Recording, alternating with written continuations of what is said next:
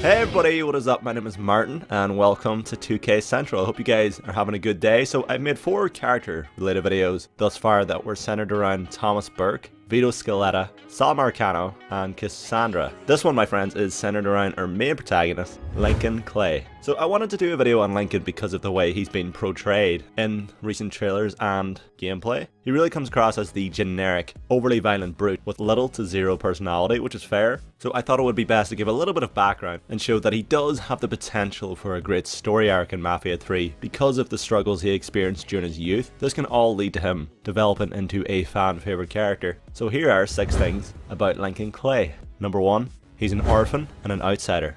Okay, so Lincoln Clay is mixed race and was born in January 1945 in New Bordeaux. He was raised in a Catholic orphanage, meaning he never knew his parents, doesn't know if they're alive or dead. Therefore, with them gone, he grew extremely close to some of the other children who stayed at the orphanage. However, that orphanage was closed down when he was still a young boy. He then spent time at a Catholic church and found comfort in religion. Here he met Father James, who is someone Lincoln often turns to for advice when he needs it the most. But Lincoln has a history of ignoring this advice, which leads to him turning his back on the church and falling in with the Black Mob, who's led by Sammy Robinson. And to some extent, he actually adopts Lincoln, and Lincoln actually goes by the name Lincoln Robinson for a time. And during this period he becomes a part-time bartender and a mechanic, but Lincoln still feels like something is missing. Being an orphan and being mixed race leads to him feeling like an outsider, so he decides to change his life, all in the hope of finding somewhere he belongs. Number 2, he is a Vietnam War veteran.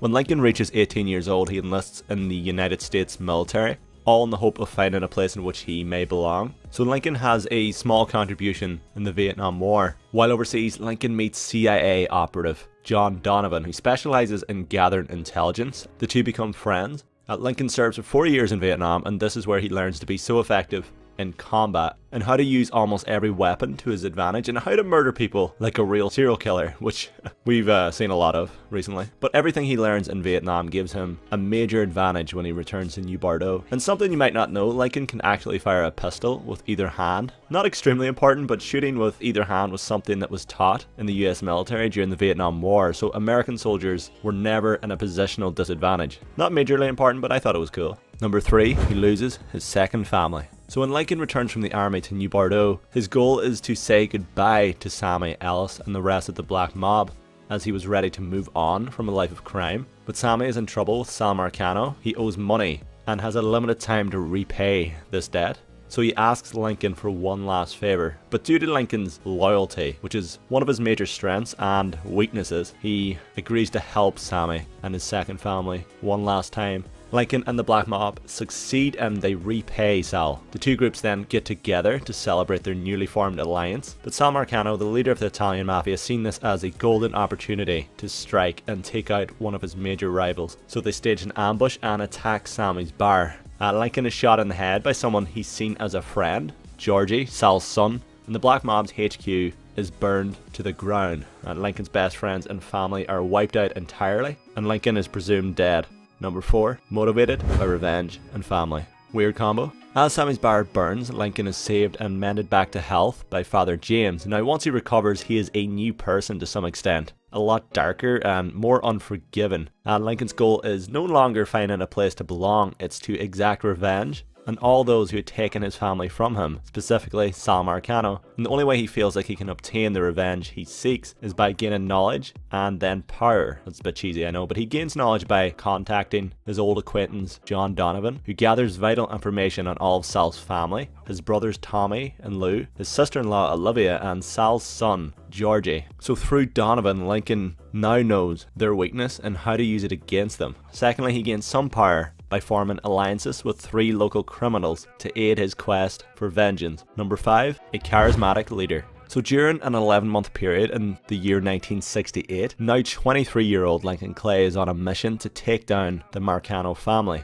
This is achieved by joining forces with local criminals Thomas Burke, who runs an Irish gang, Cassandra, head of the Haitians, and Vito Scaletta from Mafia 2, who leads an Italian mob. The 3 of these are known as underbosses in the game, and they all have a history with Sal and feel like he needs to be taken out for their own personal reasons, and they believe Sal holds too much power over New Bordeaux. Now, one of Lincoln's major skills is his charisma. He is able to gain support and form these unlikely alliances through promises that he'll share the power and wealth among them all equally. Now, these can be empty promises based on our endgame choices. If you don't distribute the wealth among these three criminals evenly, then relationships will decline and it will lead to betrayal and eventually war. But if you can balance the wealth, then there's a chance these characters who all offer endgame perks will become Lincoln's new disgruntled family, which is one thing that Lincoln seeks the most. Now, obviously Lincoln is focused on vengeance for the majority of the game, but there will come a point in which he is reminded of what he wanted prior to the death of Sammy and the Black Mob. He's always wanted a place in which he belongs. This will most likely come through the reveal of who his parents are, or who they were, and this will once again change Lincoln.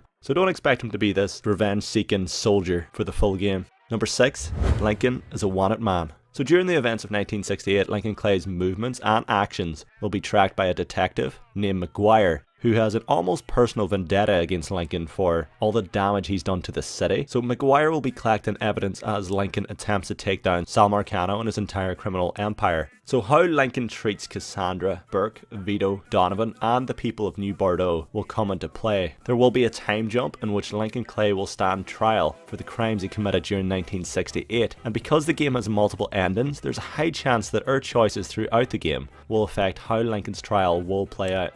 So we've come to the conclusion of this video, guys. Let us know what you think about Lincoln and give us your predictions of how you think his story will play out. Do you think he'll ever find a place in which he belongs? Even though it seems like he'll belong in prison for quite some time based on the events of this game. But do let us know what you guys think. Also, Taylor and I have been thinking about doing a podcast on the channel, perhaps every 2 weeks, which would be somewhat similar to our Q&As to some extent, except we'll maybe try and be a little more professional. But there's a few reasons we want to start a podcast in the first place. One, we've always wanted to make a podcast, and two, because we've covered Mafia 3 extensively, we're quite limited in regards to the amount of videos we can make in the future, unless Hangar 13 are hiding a big gameplay element from us that we can cover. But doing a podcast would allow us to stay a little more active if Hangar 13 don't have much more to share. But do let us know, would you guys like to see a podcast on this channel? Because ultimately, it is your choice too. But as always, guys, thank you so much for watching. Mafia 3 will be released October 7th on Xbox One, PS4, and PC. Stay tuned for more Mafia related content here on 2K Central. Oh, it's 2 months away. Take it easy, guys. Bye bye. Everything's absolutely splendid. Walking down the street.